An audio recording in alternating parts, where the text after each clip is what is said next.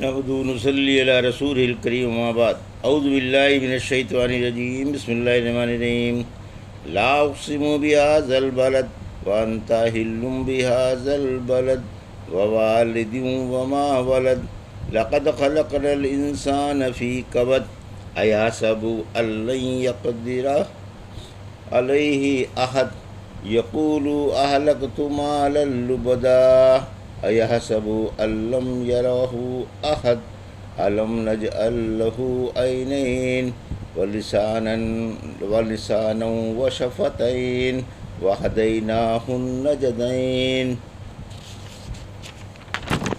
فلاقتحم العقبہ وما ادراک ما العقبہ فک رقبہ او اطعام فی یوم ذی مسغبہ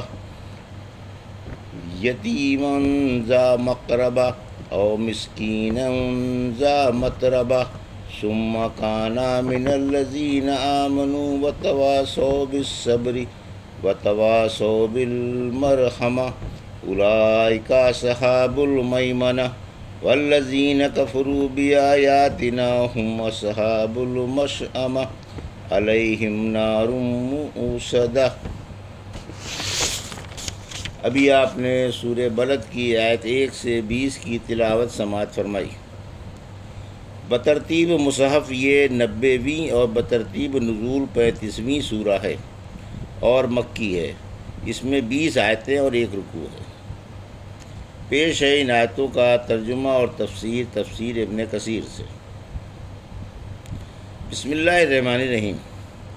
لا اقسم بہذا البلد آیت 1، وانت حل بہذا البلد آیت 2، ووالد وما ولد آیت 3، لقد خلقنا الانسان فی کبد آیت 4، ایحسب ان لن یقدر علیہ احد آیت 5، یقول اہلکت مالا لبدا آیت 6، ایحسب ان لم یرہ احد آیت 7، الم نجعل لہ عینین آیت 8، ولسانا وشفتین آیت 9، وہدیناہ النجدین آیت 10۔ ترجمہ۔ میں اللہ کے نام سے شروع کرتا ہوں جو بڑا ہی مہربان و شفیق ہے۔ اس شہر کی قسم اور آپ کے لیے اس میں جہاد حلال ہونے والا ہے، اور باپ کی اور اولاد کی قسم، ہم نے انسان کو بڑی مشقت میں پیدا کیا ہے۔ کیا اس کا خیال ہے کہ اس پر کوئی قادر نہ ہوگا؟ کہتا ہے میں نے بڑا مال برباد کر دیا۔ کیا اس کا خیال ہے کہ اسے کسی نے دیکھا ہی نہیں؟ کیا ہم نے اسے 2 آنکھیں، 1 زبان اور 2 ہونٹ نہیں دیے، اور ہم نے اسے 2 راہیں سجھا دیں؟ یہ تھا ترجمہ سورہ بلد کی آیت 1 سے 10 کا تفصیل۔ مکے کا احترام آیت 1، یعنی مکے کی قسم جو حرم محترم ہے اور جہاں لوگ امن و چین سے زندگی گزارتے ہیں۔ آیت 2، اے نبی صلی اللہ علیہ وسلم، گو آپ کا وطن حرم ہے اور اس میں کسی کو لڑائی حلال نہیں، مگر عنقریب ایک ایسی ساعت آ رہی ہے جس میں یہاں جہاد آپ کے لیے حلال ہو جائے گا اور اس سے ملا ہوا مال غنیمت بھی۔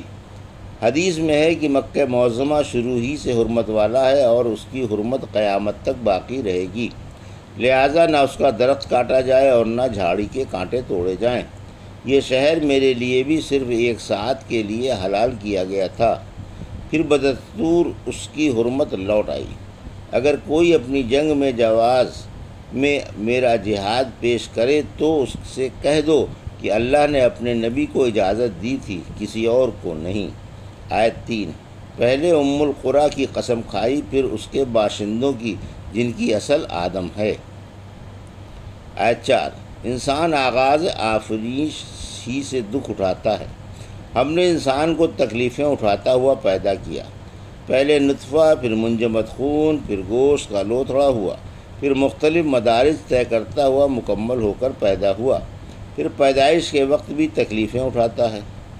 سورہ اعقاف کی آیت 15 میں ماں نے حالت حمل میں بھی تکلیفیں اٹھائیں اور وضع حمل میں بھی، اور سچ پوچھو تو دودھ پلانے میں اور تعلیم و تربیت میں بھی تکلیف ہی تکلیف ہے۔ آیت 5، ایک غلط عقیدے کی ترویج۔ کافروں کا خیال ہے کہ زندگی بعد الموت نہیں، جب انسان مر کر گل سڑ جاتا ہے تو پھر دوبارہ کیسے بنایا جائے گا؟ ان کے خیال میں وہ گل سڑ کر اللہ کے بس سے باہر ہو جاتا ہے، یا مالدار اپنے مال کے نشے میں لوگوں کو حقیر سمجھتا ہے اور حق تلفی سے نہیں شرماتا، جیسے وہ یہ سمجھ رہا ہو کہ مال بڑھتا ہی رہے گا اور خوشحالی بدستور باقی رہے گی، حالانکہ مال چلتی پھرتی چھاؤں ہے۔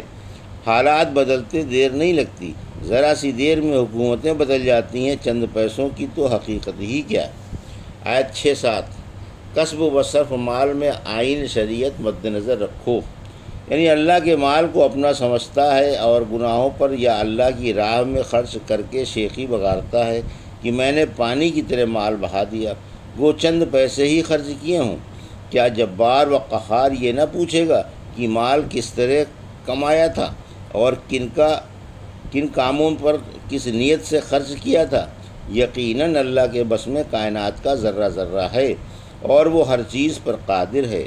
یہ جھوٹ کی میں نے دولت پانی کی طرح بہا دی، اسی کے سامنے چل سکتا ہے جو حالات سے واقف نہ ہو۔ اللہ تو ہر حال سے واقف ہے، وہ یہ سمجھ رہا ہو کہ میں اللہ کی نگاہ سے غائب ہوں۔ آیت 8 اور 9، صرف اعضائے قوہ میں بھی آئین شرع کا لحاظ رکھو۔ آخر یہ دو آنکھیں کس نے دیں کہ ان سے کائنات کا مشاہدہ کر کے اللہ کو پہچانا جائے، اور اظہار خیال کے لیے زبان کس نے بخشی اور ہونٹ کس نے عطا فرمائے جن سے بات کرنے اور کھانا کھانے میں مدد ملتی ہے اور چہرے کی خوبصورتی بھی قائم رہتی ہے۔ ہر نعمت اپنی جگہ پر جلیل الشان ہے۔ اللہ فرماتا ہے، اے انسان، میں نے تجھے بڑی بڑی بے شمار نعمتیں دی جنہیں تو گن بھی نہیں سکتا، شکریہ تو کیا ادا کرے گا؟ یہ کتنی بڑی نعمت ہے کہ میں نے تجھے دیکھنے کے لیے دو آنکھیں دیں اور انہیں دو غلافوں میں محفوظ کر دیا۔ ان آنکھوں سے جائز و حلال چیزیں دیکھ، حرام و ممنوع نہ دیکھ۔ اگر محرمات تیرے سامنے آ جائیں تو انہیں بند کر لے۔ میں نے تجھے زبان دی اور اسے بھی دو غلافوں میں بند کر دیا۔ زبان سے جائز باتیں نکال اور ناجائز باتیں نہ نکال۔ میں نے تجھے شرمگاہ دی اور اسے بھی پردے میں محفوظ کر دیا۔ اسے حلال میں استعمال کر اور حرام سے بچا۔ اے انسان، تجھ پر میرا غصہ اور عذاب جھیلنے کی طاقت نہیں۔ آیت 10، بھلائی برائی میں قوت فیصلہ بھی ایک نعمت ہے، یعنی بھلائی و برائی کے دو راستے دکھا دیے تاکہ بھلائی کی راہ اختیار کر کے برائی کی راہ سے بچا جائے۔ سورہ دہر کی آیت 2 اور 3 نے فرمایا، بلا شبہ ہم نے انسان کو ملے جلے نطفے سے امتحان کے لیے پیدا کیا اور اسے کان اور آنکھیں دیں اور اسے راہ دکھا دی، جو خواہ شکر کرے یا ناشکری۔ فلق تحمل عقبہ، آیت 11، وما ادراک مل عقبہ، آیت 12، فکو رقبہ، آیت 13، او اطعام فی یوم ذی مسغبہ، آیت 14، یتیمن ذا مقربہ، آیت 15، او مسکینن ذا متربہ، آیت 16، ثم کانا من الذین آمنوا وتواصوا بالصبر وتواصوا بالمرحمہ، آیت 17، اولئک اصحاب المیمنہ، آیت 18، والذین کفروا بآیاتنا هم اصحاب المشأمہ، آیت 19، علیہم نار موصدہ، آیت 20۔ ترجمہ، پھر وہ گھاٹی سے کیوں نہیں بچا؟ معلوم ہے گھاٹی سے بچنا کیا ہے؟ کسی گردن کو چھڑا دینا یا فاقے کے دن کسی عزیز یتیم کو یا خاک نشین محتاج کو کھانا کھلا دینا، پھر ان میں سے ہوتا جو ایمان لائے اور ایک دوسرے کو صبر و ترحم کی فہمائش کرتے رہے، یہی داہنے والے ہیں، اور جنہوں نے ہماری آیتیں نہیں مانی وہ بائیں والے ہیں، انہیں بند کی ہوئی آگ گھیرے ہوئے ہوگی۔ یہ تھا ترجمہ آیت 11 سے 20 کا۔ تفسیر آیت 11 سے 14، ایک دشوار گزار گھاٹی۔ عقبہ دوزخ کے ایک پھسلن والے پہاڑ کا نام ہے جس کے 70 درجے ہیں۔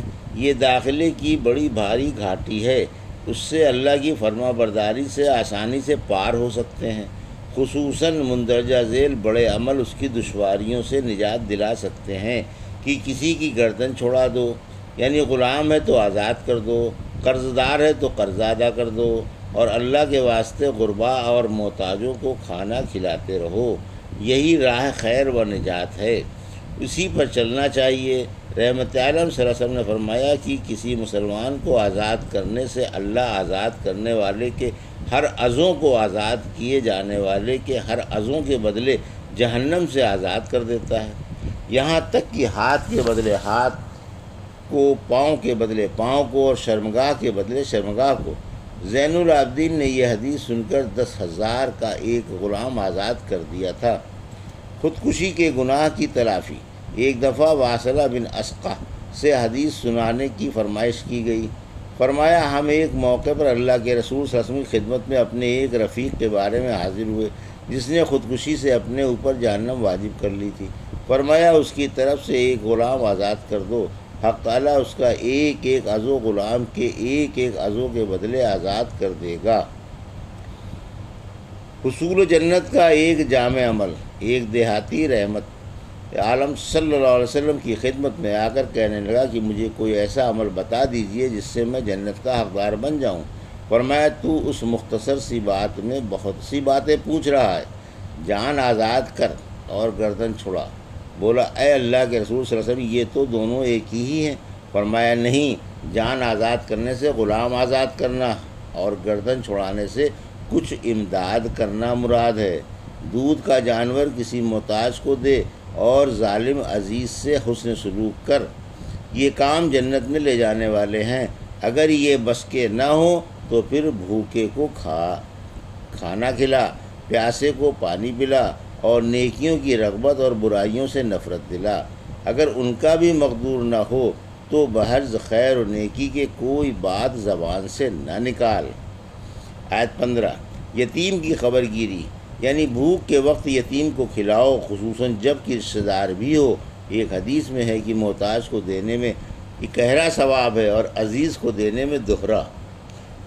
آیت 16۔ مسکین کو دینا دلانا، ایسے محتاج کو دو جس کا گھر دور نہ ہو، راہ میں پڑا ہوا ہو، بوریا بستر بھی نہ رکھتا ہو، اور بھوکا یا مسافر یا مقروض ہو، کوئی اسے دیتا نہ ہو یا صاحب عیال ہو۔ آیت 17۔ ایمان کے ساتھ ثواب کی نیت سے عمل مفید ہوتے ہیں۔ مذکورہ 12 مکارم اخلاق کے ساتھ دل میں ایمان بھی ہو اور ثواب کا یقین بھی۔ سورہ اسرا کی آیت 19 میں فرمایا جو مومن مرد و عورت نیک عمل کرے وہ جنت میں جا کر وہاں بے شمار روزیاں پائے گا۔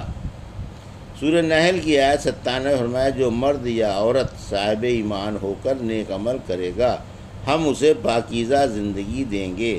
حدیث میں ہے رحم کرنے والوں پر رحمان بھی رحم فرماتا ہے، تم زمین والوں پر رحم کرو، آسمان والا تم پر رحم کرے گا۔ جو رحم نہ کرتا ہو اس پر رحم نہیں کیا جاتا، جو چھوٹوں پر رحم نہ کرے اور بڑوں کی عزت نہ کرے وہ ہم میں سے نہیں۔ آیت 18۔ مذکورہ بالا خوبیوں والے اصحاب الیمین ہیں۔ آیت 19۔ یعنی کافر اصحاب الشمال ہیں۔ جہنم کی آگ روشنی سے محروم ہے۔ آیت 20۔ یعنی جہنم کی آگ میں روشنی نہ ہوگی، سخت سیاہ ہوگی، نہ روشن دان ہوگا اور نہ کبھی وہاں سے نکل سکیں گے۔ قیامت کے دن اللہ کے حکم سے ہر مغرور و سرکش اور ہر شریر کو جس کی شرارت سے دنیا میں لوگ ڈرا کرتے تھے زنجیروں میں جکڑ کر جہنم میں جھونک دیا جائے گا اور جہنم بند کر دی جائے گی۔ اللہ کی قسم کبھی ان کے پاؤں ٹکیں گے ہی نہیں، نہ کبھی انہیں آسمان دکھائی دے گا، نہ کبھی آرام سے پلک جھپکے گی اور نہ کبھی کوئی لذیذ چیز کھانے کو ملے گی۔ الحمدللہ سورہ بلد کی تفسیر مکمل ہوئی، اللہ قبول فرمائے۔ یہ تھا سورہ بلد کی آیت 1 سے 20 کا ترجمہ اور تفسیر جو بھی آپ نے سماعت فرمائی۔ بارک اللہ لی و لکم فی القرآن، نفعنا ایاکم بآیات الذکر الحکیم۔